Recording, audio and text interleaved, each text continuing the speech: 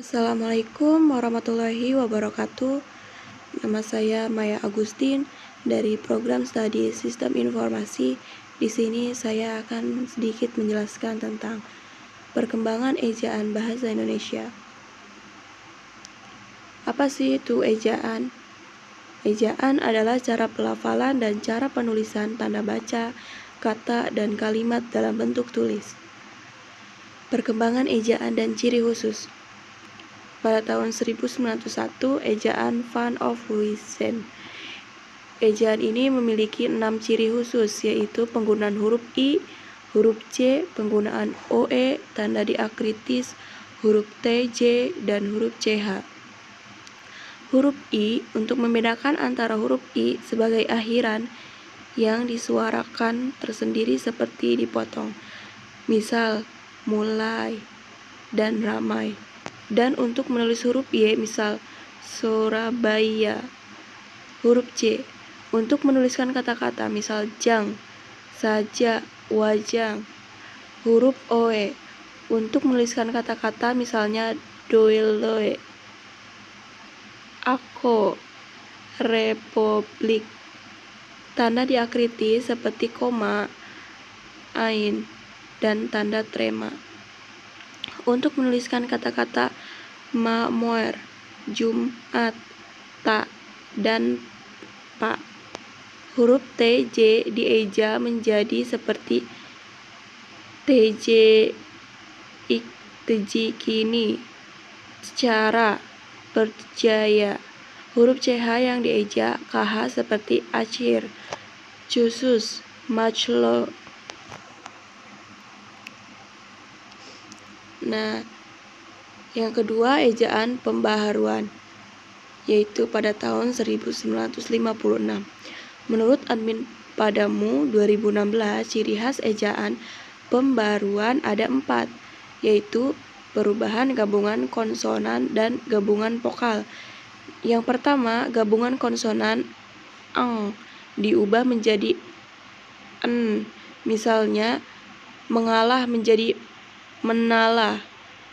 Gabungan konsonan NJ diubah menjadi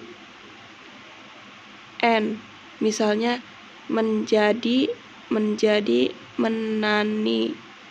Gabungan konsonan SJ menjadi S, misalnya sejarat menjadi syarat. Yang keempat, gabungan vokal A, AI, AU, dan OI menjadi AY, AW, dan OY.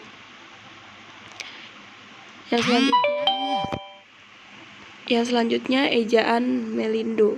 Ejaan Melindo dapat dikenali dari 6 ciri berikut.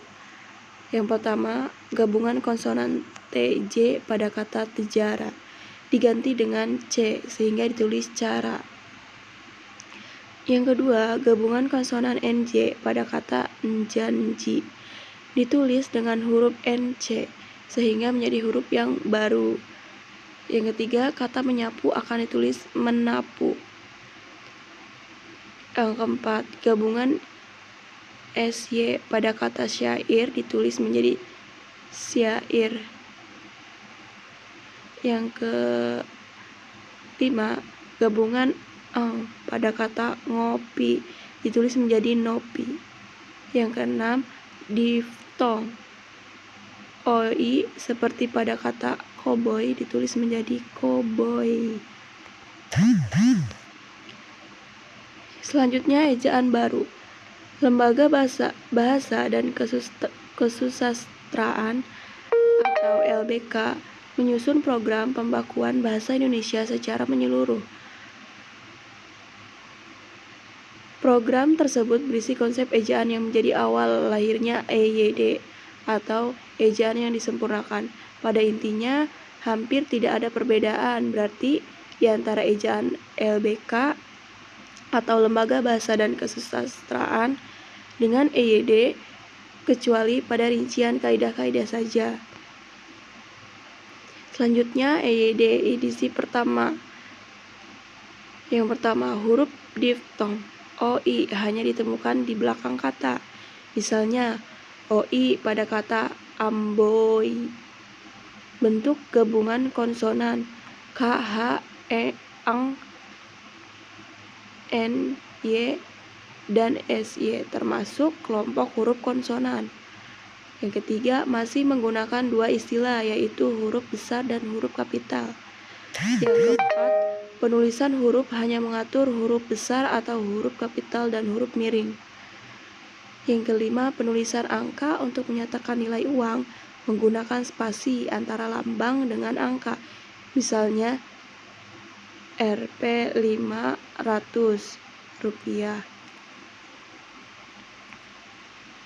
Tanda petik dibedakan istilah dan penggunaannya menjadi dua, yaitu tanda petik ganda dan tanda petik tunggal. Yang terakhir, terdapat tanda ulang berupa angka 2 biasa, bukan kecil di kanan atas, atau juga bukan di kanan bawah, yang dapat dipakai dalam tulisan cepat dan notula untuk menyatakan pengulangan kata dasar. Misalnya, 22 mata-mata. EYD edisi kedua. Yang pertama, penggunaan huruf kapital dalam ungkapan yang berhubungan dengan nama Tuhan. Terdapat catatan tambahan. Yang kedua, huruf kapital sebagai huruf pertama, nama orang diberi keterangan tambahan. Yang ketiga, huruf kapital yang digunakan sebagai nama khas geografi diberi catatan tambahan. Yang keempat, huruf kapital yang digunakan sebagai nama resmi badan dan dokumen resmi terdapat catatan tambahan. Yang kelima, penulisan angka untuk menyatakan nilai uang menggunakan spasi antara lambang dengan angka terdapat catatan tambahan. Selanjutnya, EYD edisi ketiga. Yang pertama, huruf diftong OI ditemukan pada posisi tengah dan posisi akhir dalam sebuah kata. Misalnya boykot dan amboy. Kedua, bentuk KH, ang, NY, dan SY dikelompokkan menjadi gabungan huruf konsonan. Penulisan huruf masih tetap mengatur dua macam huruf, yaitu huruf besar atau huruf kapital dan huruf miring. Tanda garis miring terdapat penggunaan tambahan, yaitu tanda garis miring ganda untuk membatasi penggalan-penggalan dalam kalimat untuk memudahkan pembacaan naskah. Yang selanjutnya, PUEBI. Pada huruf vokal, untuk mengucapkan atau pelafalan, kata yang benar digunakan diakritik yang lebih rinci. Pada huruf konsonan terdapat catatan penggunaan huruf Q dan X yang lebih rinci. Pada huruf diftong terdapat tambahan, yaitu diftong E, misalnya pada kata eigendom, geyser, dan survei.